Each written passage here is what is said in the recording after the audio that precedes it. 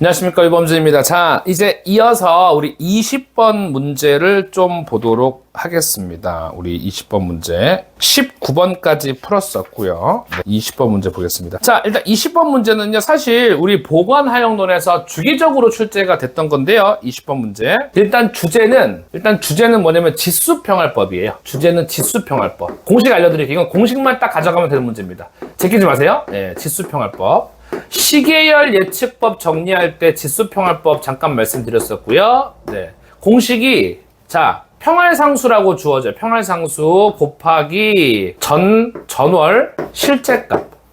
전월 실제값.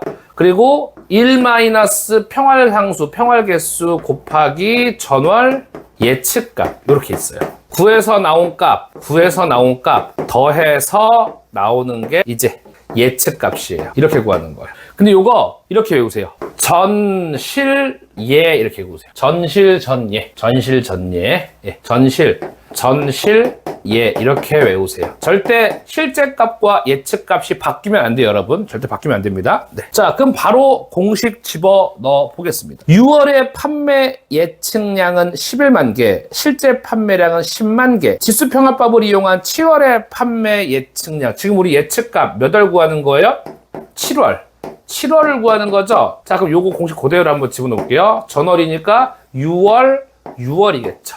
자, 그럼 평활상수가 0.1이에요. 바로 공식 그대로 갈게요. 0.2 곱하기 7월 거 구하니까 6월의 실제값, 6월 실제 판매량 10만 개죠. 10만 개. 그 다음에 1 마이너스 평활상수 0.2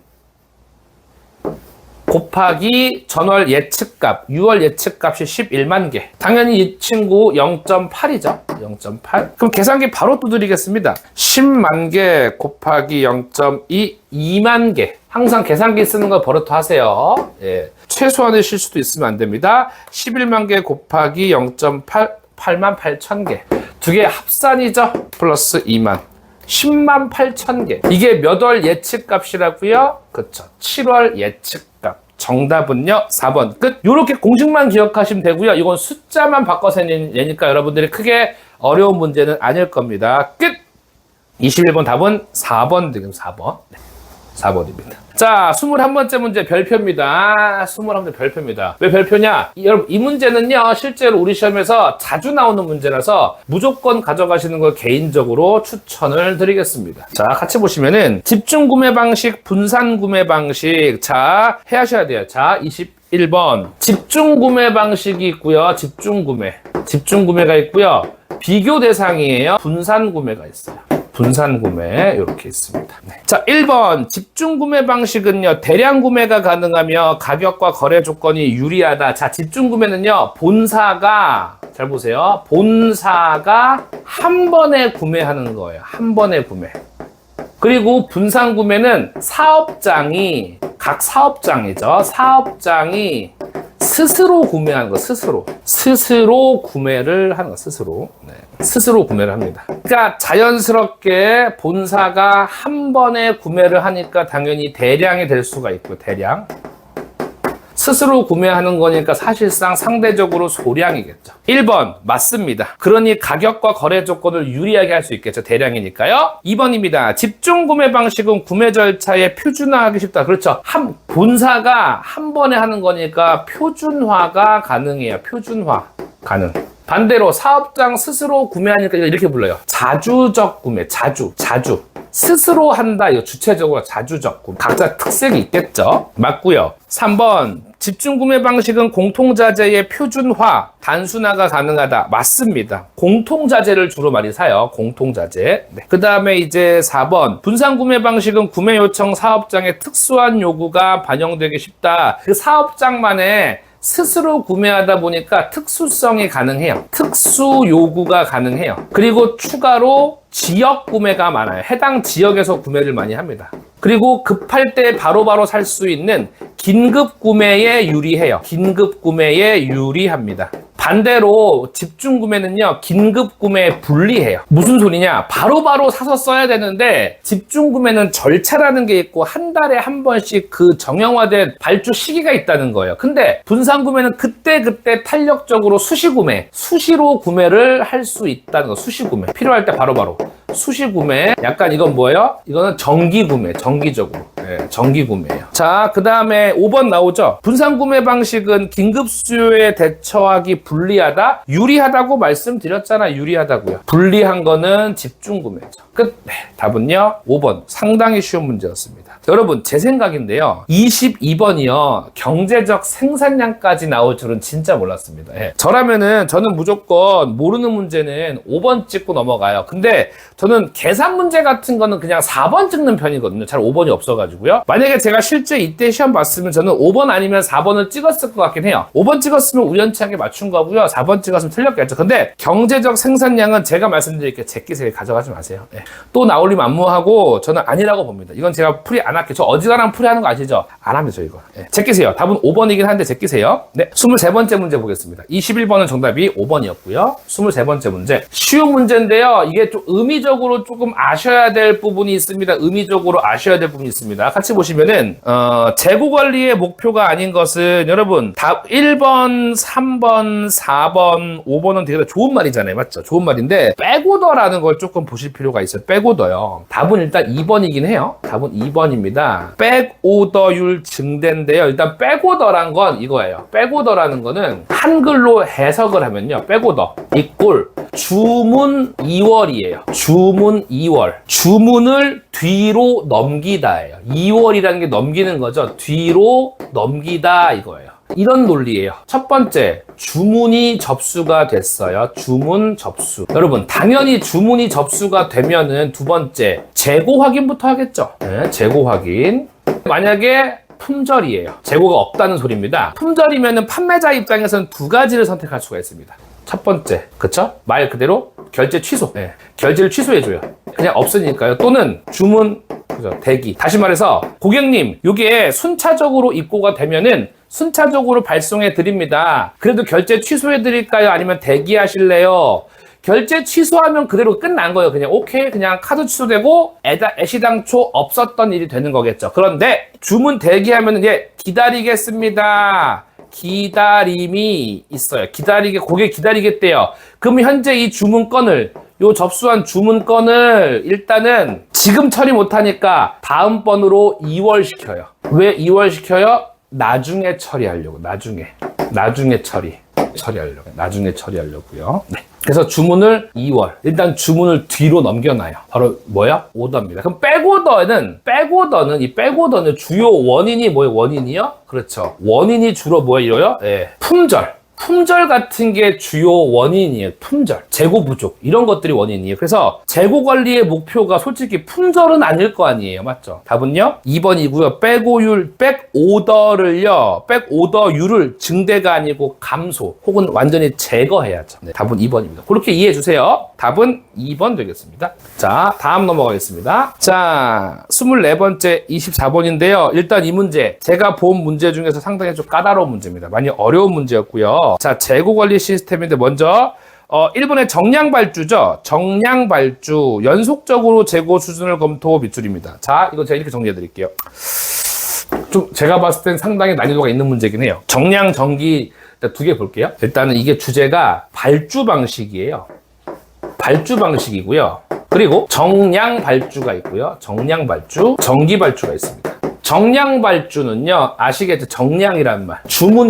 주문량은 항상 고정이에요. 말 그대로 정량이니까 정량. 네. 반대로 주문 시기. 언제 주문하느냐, 주문 시기는 변동이에요, 변동.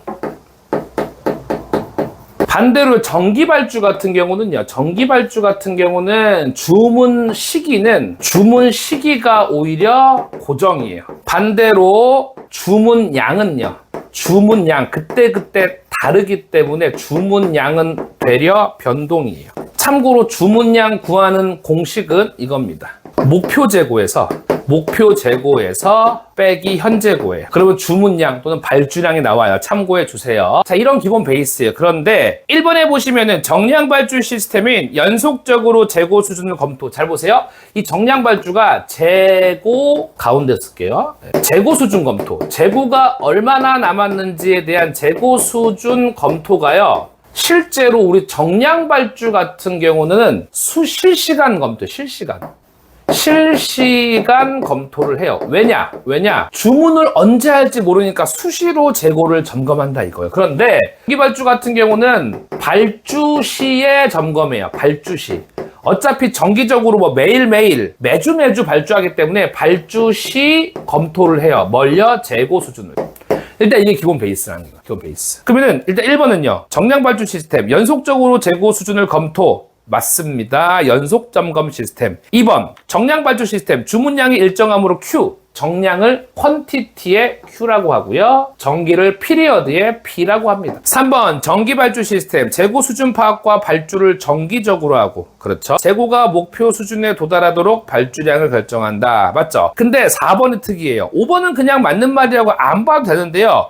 4번 보시면은 정기발주 시스템이죠. 그러니까 통상 정량발주 시스템에 비하여 적은 안전재고량을 갖는다. 잘 보세요. 이걸 어떻게 하면 쉽게 가져갈 수 있느냐 고민을 많이 해봤습니다. 네, 여러분 정량발주는요 항상 주문량이 고정이에요. 고정. 네. 항상 재고가 일정하고요. 실제로 우리 정기발주 같은 경우는 현재 남아있는 재고를 빼고 발주를 넣어요. 근데 이게 이론상으로는 그래요.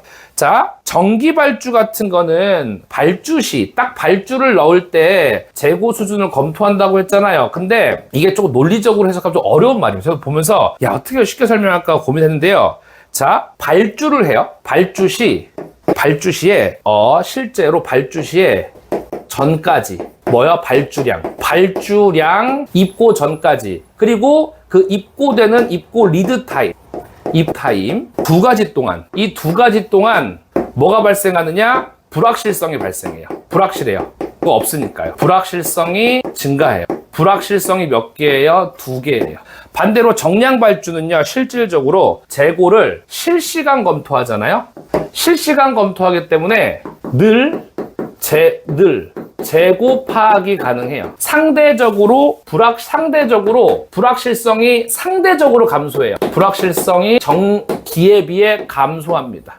그래서 결론적으로 이렇게 말씀드릴게요. 안전재고를 누가 더 많이 갖고 있느냐? 정기발주예요. 안전재고를 누가 더 적게 가지고 있느냐? 정량발주예요. 그래서 결국은 결론은 그냥 안전재고는 누가 더 많다? 정기가 많다. 그래서 통상 정량발주 시스템에 비하여 적은이 아니고 더 많은, 논리는 이런 건데 제가 생각해도 논리가 좀 어렵습니다. 좀 말로 표현이 힘들어서 그냥 뭐가 더 많다? 정기발주가 기가 세요. 그래서 안전재고가 더 많다. 이렇게 가져가 주세요.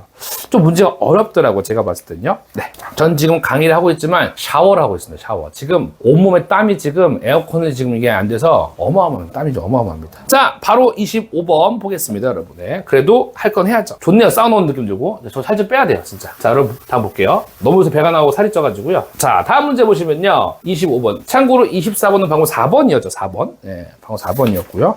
자, 25번. 경제적 주문량, 즉 EOQ 문제인데 EOQ에 지금 계산 문제를 낸 게 아니라 이걸 냈어요. 기본 가정. 이건 굉장히 쉬운 문제고 차라리 이런 문제는 좀 많이 나왔으면 좋겠습니다. 자, 아시겠지만 1번 주문 비용과 단가에 적어주실래요? 판매 단가.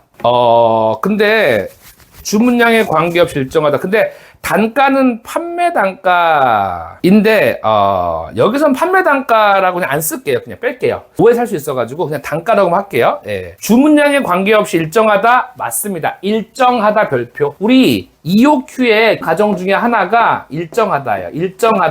일정하다. 그리고 알고 있다 이런 게 기본 가정이에요. 뭐 연간 수요를 알고 있다, 리드 타임을 알고 있다 이런 식으로 이런 기조가 기본이에요. 베이스가. 2번 재고 유지 비용은 주문량에 반비례한다. 여러분 이런 논점이죠. 주문량이 늘어요. 주문량이 상당히 많이 늘었어요. 그럼 그만큼 입고되는 입고량도 많겠죠. 그러면 이로 인해서 재고 유지 비용이 증가하겠죠. 재고 유지 비용도 증가하겠죠. 정황상. 네. 그래서 재고 유지 비용, 주문량 서로 반비례 관계예요? 비례 관계예요? 비례 관계. 땅이 지금. 자, 그 다음에 3번 단일 품목 밑줄 한 번에 입고 밑줄 맞고요. 4번 리드타임 일정하다. 때려 죽여도 5번 재고 부족은 허용되지 않는다. 가볍게 가져가 주세요. 되게 쉬운 문제였습니다. 답은 2번 되겠습니다. 네. 자, 그 다음에 이제 26번 보겠습니다. 여러분 하역. 이거 그냥 문제 있는 그대로 고칠게요. 문제에 있는 그대로 고칠게요, 여러분. 네, 그대로 고칠게요. 26번. 네, 이건 그대로 고치겠습니다. 하역에 관한 설명 옳은 것은 1번 물류센터 내에서 물품의 짧은 거리 이동 하역의 범위에 포함된다. 바꿔주시고요. 2번 하역은 운송수단에 실려있는 물품을 꺼내는 일만 거 아니에요. 일 그리고 정돈, 분류, 하역의 범위 역시 포함된다. 3번 배송 속도가 중요한 전자상거래 시대에 하역의 중요성도 더욱 부각되고 있다. 좋은 말이죠? 맞는 거예요. 정답 3번 끝. 이게 왜 맞냐고 물어보면 전 이런 대답합니다. 그냥 맞는 거예요. 그냥. 예, 맞는 거. 좋은 말은 다 맞는 거예요. 그냥. 네. 4번 하역 작업의 생산성을 향상시키기 위해 인력 하역 비중을 늘어난다. 여러분 인력 하역은 빼고요. 줄이고요. 뭐 해야 돼요? 기계 하역을 늘려야 됩니다. 5번 하역 작업의 혁신을 위해 물류센터 장비의 기계화와 무인화를 당연히 조기에 빨리빨리 도입을 해야겠죠. 답은 3번입니다. 그냥 보셔도 되는 문제입니다. 이런 건. 27번 별표입니다. 중요한 문제라고 여겨집니다. 제 생각에는요. 네, 같이 보시면은 27번. 운반 활성 지수 꼭 가져가야 돼요. 운반 활성 지수. 자, 운반 활성 지수죠. 숫자죠. 자, 1, 2, 3, 4. 잘 보세요. 5까지 있었나요? 아니, 이 지수가 이거 순서를 말하는 지수가 아니고요. 예. 먼저 바닥, 박스, 그다음에 팔레트, 대차, 컨베이어. 이게 무슨 소리냐면요. 바닥에 있는 것과 컨베이어가 더 사람이 일하기 편해요. 바닥에 있으면 들어서 한번 박스에 담아야 되고요. 박스에 담은 건 또다시 팔레트에 옮겨야 되고요. 팔레트에 있는 거는 대차를 통해서 이동시켜야 되고요. 컨베이어에 있으면은 버튼만 누르면 지가 알아서 옮겨주고요. 즉 이렇게 갈수록 일이 조금 더 수월해지고 편해진다는 뜻이에요. 거기에 지수를 매겼어요. 바닥은 0, 박스는 1, 팔레트는 2, 대차는 3, 컨베이어는 4. 즉 운반 활성 지수는요. 높을수록 효율도 증가해요. 효율성도 증가를 합니다. 높을수록 효율성도 증가해요. 반대로 낮을수록 비효율적이란 얘기겠죠. 그럼 잘 보세요. 운반 활성 지수 모두 합한 거. 자, 컨베이어 벨트 밑줄 4죠. 두 번째, 바닥 0이죠. 대차 3이죠. 상자, 박스죠. 1. 몇이죠? 8. 정답은요, 5번. 끝. 쉬운 문제였습니다. 네, 이렇게만 딱 이론 챙겨가시면은 전혀 어렵지 않은 수월한 문제입니다. 끝. 자, 그 다음에 여러분 28번입니다. 하역의 원칙이라고 나왔죠. 하역의 원칙. 이것도 문제 있는 그대로 볼게요. 하역의 원칙, 동일성 원칙. 여러분, 동일성 원칙은요, 이거 지울게요. 하역의 동일성 원칙이다. 그런 말은 없어요. 근데 동일 유사성의 원칙이라고 해서 우리 동일성의 원칙은요, 적어주실래요? 보관의 원칙이에요. 하역의 원칙이 아니라 보관의 원칙. 보관의 원칙 꼭 기억해 두세요. 자, 20번째 문제입니다. 하역의 구성 요소로 모두 고른 것은, 이거는 그냥 여러분 논리가 없습니다.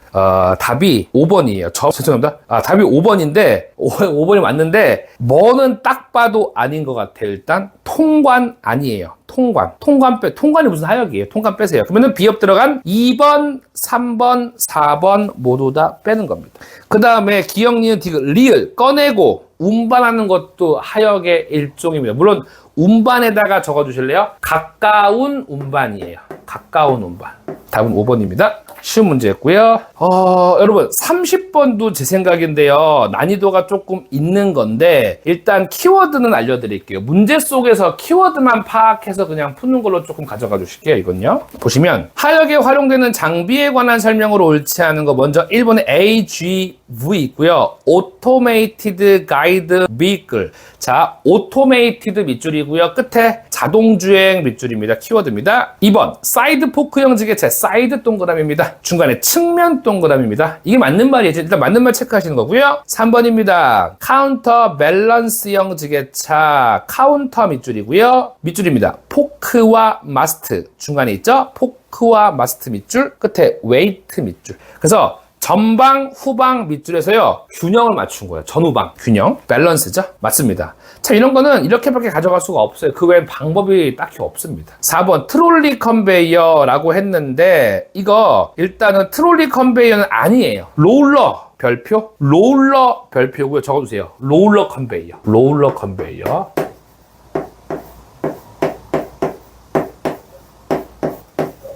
롤러 컨베이어. 네. 자, 롤러. 네. 그 다음에 5번. 그러니까 일단 4번이 틀린 거죠. 4번은 트롤리가 아니고 롤러 컨베이어라는 거고요. 4번 벨트죠. 벨트 동그라미. 중간에 벨트 동그라미. 벨트엔 벨트가 들어갑니다. 그러니까 이렇게밖에 준비 못합니다. 이건요. 저라도 이렇게 가져갔을 것 같아요. 답은 4번 가볍게 가져가 주시고요. 자, 그럼 여러분 31번인데요. 이 문제 별표할게요. 왜 별표냐? 안 빠지고 자주 나왔던 문제입니다. 먼저 첫 번째 포인트가 화물을 보관하는 선반 그리고 그 선반 사이의 통로에서 별표할게요. 수직과 수평 동시에 움직인다. 밑줄입니다. 수직과 수평 동시에 움직일 수 있는 장비 밑줄이고요. 네. 한 번 더 밑줄을 할게요. 컴퓨터를 활용 밑줄입니다. 그 적어주세요. 컴퓨터 활용에 적어주세요. 자동. 네. 자동으로 저장 반출한대요. 컴퓨터를 이용해서 자동으로 저장 반출하는 건 하나밖에 없어요.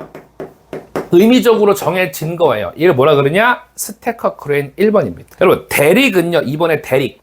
스태커 크레인 답 1번이고요. 여러분 대릭은요. 대릭에 적어주실래요? 벌크 화물 적재 장비라고 보시면 돼요. 벌크 화물 키워드가 뭐예요? 벌크 화물이에요. 벌크. 5번에 겐트리 크레인 적어주세요. 에이프런의 위치라고 적어주세요. 에이프런의 위치. 근데 지금 온몸이 땀인데요. 위아래가 지금 다 젖었는데 좀 정신이 맑아지고 개운하긴 합니다. 진짜 희한하네요. 밥 먹고 나면은 막 혈당 스파이크 오고 막 정신 없는데 여기 땀 흐르니까 좀 개운한 맛은 있네요. 지금 옷이 좀 다 젖었습니다, 옷에. 예. 예, 지금 약간 좀 섹시한 상태예요. 젖어가지고 지금 제가 예. 자, 그 다음에 이제 32번입니다. 너무 쉬운 문제죠. 파레트에 관한 설명이라고 하는데요. 1번에 롤 동그라미 할게요. 롤은 말 그대로 굴러가는 바퀴가 장착된 겁니다. 그래서 끝에 중간에 바퀴 동그라미고요. 2번에 항공 파레트 항공 동그라미고요. 실제로 항공 파레트는요. 끝에 띠로 묶을 수 있다. 대부분 그물망을 덮죠. 그물망. 3번 파레트는 운송 보관 하역 등의 효율을 증대시키는 데 적합하다. 그렇죠. 옆에 적어주실래요? 유닛 로드 시스템이죠. 4번 시트 파레트. 자, 시트는요 푸시풀 장치를 부착한 장비에 해당된다. 말이 되게 어렵죠. 시트인데 이렇게 한번 적어주실래요? 일회용 파레트입니다. 5번 틀렸습니다. 사일로 파레트. 여러분 사일로 파레트는요 분립체, 곡물 이런 것들을 운반하는 거고요. 뒤에 액체는요. 액체 적어줄래요? 탱크나 탱커 이런 거겠죠. 예. 사일로랑 액체랑은 아예 안 맞습니다. 답은 5번 되겠습니다. 네. 자, 그 다음에 여러분 우리가 33번 보시면요. S 그대로 나왔죠. 이거는 우리 시험에서 이제 안 빠지고 나오는 주제인데요. ULS. 네. 자, 내용 보시면은 이런 내용입니다. 자, 보시면은 옳지 않은 거죠. 33번. 네. 유닛 로드 시스템에 만약에 안 좋은 말이 나오잖아요. 그거밖에 없어요. 어떤 장비를 들이기 위한 초기 투자 비용이 증가한다. 그거 말고는 딴 게 없어요, 실제로. 근데 1번에 유닛 로드 시스템으로 운송의 편의성이 떨어졌고 증가했고 트럭의 회전율 또한 당연히 증가했겠죠. 유닛 로드 시스템이라는 게 컨테이너나 팔레트로 작업을 하는 거고요. 그리고 지게차 등을 활용하기 때문에 굉장히 회전율이 빨라요. 네, 1번 틀렸습니다. 너무 쉬운 문제입니다. 나머지 다 좋은 말이니까 가볍게 읽어봐 주셔도 될 것 같고요. 근데 여러분 34번은 이거를 진짜 완전히 주는 문제 같은데요. 문제는 뭐냐? 물류 모듈화를 위해 모듈화가 참 중요하진 않을 것 같아요. 그런데 팔레트화된 화물의 정합성 고려할 필요가 없는 거. 자, 렉, 팔레트 트럭, 컨테이너, 운반 승강기 다 렉도 팔레트를 보관하는 장치. 컨테이너도 내부에 팔레트가 2개가 들어가거든요. 딱 그 표준 팔레트가요. 팔레트 트럭 적재함에 팔레트가 어떻게 딱딱 정합, 딱딱 개수가 알맞게 들어가는지, 그리고 운반 승강기도 마찬가지로 팔레트를 이송 작업할 때 쓰는 건데, 해상용 겐트리 크레인은요 팔레트가 아니라 오로지 컨테이너만 적재 양하하는 장비예요. 즉 팔레트를 적재하는 정합성을 따질 때 겐트리 크레인은 아무 상관이 없는 거예요. 오로지 겐트리 크레인은 뭐만 싣고 내린다고요? 컨테이너만 해요. 아무 상관없습니다. 그래서 한번 2번이죠. 전 2번 바로 찍을 수 있을 것 같아, 이거요. 오히려 땡큐. 좋은 문제죠. 자, 35번입니다. 다 끝내버릴게요. 40번까지. 다음 설명에 모두 해당하는 팔레트 풀 시스템. 1번부터 5번까지 다 있는데요. 이거 잘 보세요. 이거는요, 일단 미리 말씀드릴게요. 3번과 5번 있죠. 교환 리스 병용. 5번에 교환 대차 결제. 일단 이건 시험에 안 나온다고 무조건 마음 먹으세요. 상정하고 들어가세요. 차라리. 대신 마지막 포인트에 보이세요? 중간에 교환자가 하나만 들어갔죠. 그 외에 임대를 의미하는 리스, 대차, 사용대차라 그래가지고 그런 대차, 사용대차 그런 말 없이 순수하게 교환이란 말만 있잖아요. 그냥 1번 찍으세요. 저 믿고 1번 찍으세요. 3번이 답이 되려면 리스나 임대라는 말이 또 추가적으로 들어가야 되고요. 5번에 대차면 대차, 사용대차 이런 말들이 들어가야 돼요. 네, 그렇습니다. 답은 1번입니다. 36번 별표입니다. 이 문제는요, 별표할게요. 자주 나오는 문제, 36번. 네. 그 분류 방식 중에 동작에 의한 분류 방식이 아니고 동작. 자, 일단 1번 밀어내는 방식이죠? 적어두세요. 푸셔 방식, 푸셔고요. 푸셔고요. 그리고 밀어내는 거 암으로 이렇게 팔로 이렇게 민다는 겁니다. 2번에 다이버트 방식은 키워드가요, 이겁니다. 가이드바라고 가이드바. 저것만 주세요. 그다음에 롤러나 휠. 저것만 주세요. 이게 바로 다이버트. 바코드. 여러분, 바코드는요, 동작이 아니라 단순히 인식이에요. 인식. 바코드를 삑 찍어서 인식만 하는 거예요. 인식만 하는 거예요. 인식. 네, 상관없고요. 그 다음에 여러분, 4번. 이송 방식은요, 키워드가 스스로 구동한다, 이거예요. 스스로 구동. 그러니까 이게 스스로 구동. 지금 1, 2, 4, 5는 뭔가 움직임이 있음으로써 분류 작업을 하는 거고요. 3번은 움직임 없이 바코드 인식만 통해서 분류가 되는 거예요. 틸트 방식은요, 경사면이에요. 경사면을 활용한다. 경사면 활용. 네, 참고해 주세요. 답은 3번 되겠습니다. 자, 37번입니다. 이것도 상당히 좋은 문제, 쉬운 문제, 여러분에게 필요하고 반드시 맞출 수 있는 문제라고 조금 판단해 주세요. 자, 보시면은 일관 팔레트와의 장점. 앞에 좀 문제가 까다로웠어도 몇 개 안 돼요. 뒤에는 다 쉬운 문제입니다. 보시면 일관 팔레트와의 장점으로 옳지 않은 것은, 자, 일관 팔레트화라는 건요, 잘 들어보세요. 출발할 때부터 도착할 때까지 팔레트 형태로 계속 간다는 거예요. 계속. 그러니 운반 활성 지수가 대단히 좋아요, 안 좋아요? 오로지 지게차만으로 운송을 하니까 인력 입장에서는, 사람 입장에서는 일하기가 너무 편한 거예요. 그러니까 운반 활성 지수가 감소해요, 오히려 증가해요? 증가겠죠. 그 팔레트는 2였죠. 2. 네. 나머지 2, 3, 4, 5 다 맞는 말을 가볍게 읽어보시면 될 것 같아요. 38번입니다. 아래 설명에 해당하는 것은, 잘 보세요, 여러분. 아까 분명히 제가 겐트리 크레인에다가 앞에 문제 몇 번이었죠? 여러분, 아까 전에 우리 31번 볼 때 야드 겐트리 크레인에 제가 에이프런이라고 적었죠. 그게 무슨 말이냐? 겐트리 크레인이 에이프런이라는 지대 위에 있어요. 즉, 겐트리 크레인이 위치한 자리를 에이프런이라고 불러요. 에이프런. 그런데 38번 문제, 컨테이너 터미널에 설치되어 있으면, 여러분, 컨테이너 터미널이 겐트리 크레인이에요. 뭐라고요? 컨테이너 터미널이 겐트리 크레인이에요. 컨테이너 터미널의 설치 지역 이름 뭐예요? 에이프런. 3번 끝. 네. 2번에 CFS LCL 화물. 컨테이너 야드 CY에 적어주세요. FCL 화물. 그리고 LCL 화물은 이거죠. 콘솔이 발생하고요. 이때 발생하는 비용이 CF 차지라고 합니다. FC 발생할 이유가 없어요. 대신 비용은 뭐가 발생하느냐? THC라는 게 THC 발생. 터미널 취급 수수료라고 해요. 터미널 취급 수수료. 네. 자, 그 다음에 39번. 저는 이렇게 풀어요. 39번을요. 항공, 하역 장비에 해당하는 거, 저는 아닌 거부터 걸어요. 자, 비읍. 스트레들 캐리어 해상이에요. 항만이요. 그을게요. 그러면은 5번 긋고요. 그 다음에 어디죠? 니은의 리치 스테커 있죠? 이거 항만이에요. 그을게요. 1번, 2번 그을게요. 그 다음에 여러분 탑 핸들러 이거 뭐예요? 탑 핸들러? 항만이에요. 니은, 리을, 비읍 전부 다 항만 쪽이에요. 정답은요? 그렇죠. 몇 번이죠? 기역, 디귿, 미음. 그러니까 왼쪽, 오른쪽 몰아놨습니다. 네, 몰아놨습니다. 답은 4번. 마지막입니다. 드디어 제가 이제 땀을 식힐 시간이 왔습니다. 네, 땀이 좀 어마어마합니다, 지금. 40번입니다. 포장의 기능이죠. 포장 3번에 상품 수요일 예측을 해줘요? 아니죠? 자, 판매 촉진성에 적어주세요. 답은 3번이고요. 판매 촉진성 1번에 적어주세요. 상업 포장이라 그래요. 5번에 보호성에 적어주세요. 공업 포장이라 그래요. 근데 이렇게 이제 답은 그래서 3번입니다. 자, 이렇게 해서 다 40번까지 마무리했고요. 마음이 급한 것도 있고 제대로 전달해드리고 싶은 마음도 있고, 그래서 제가 선택할 수 있는 거는 시간을 확보하자. 하나의 시간을 확보한다면 한 가지 포기해야 되는 게 있습니다. 바로 전 점심이었습니다. 괜찮습니다. 어차피 살 빼야 돼요. 점심 먹었고, 이제 정말 그 선풍기가 제 맛을 느낄 수 있을 것 같아요. 이렇게 더울 때, 땀 흘릴 때 선풍기 쓰면 얼마나 시원한지 아시죠? 진짜 얼마나 시원하게요, 진짜. 참고해 주시고요. 자, 이렇게 해서 부족한 설명이었지만 부디 여러분에게 좋은 도움이 됐으면 좋겠습니다. 전 이제 드디어 마지막 하이라이트, 물류관리사의 하이라이트죠. 24년도 법규를 준비해서 2강의 정도만에 한번 끝내보도록 하겠습니다. 여러분 수고하셨습니다.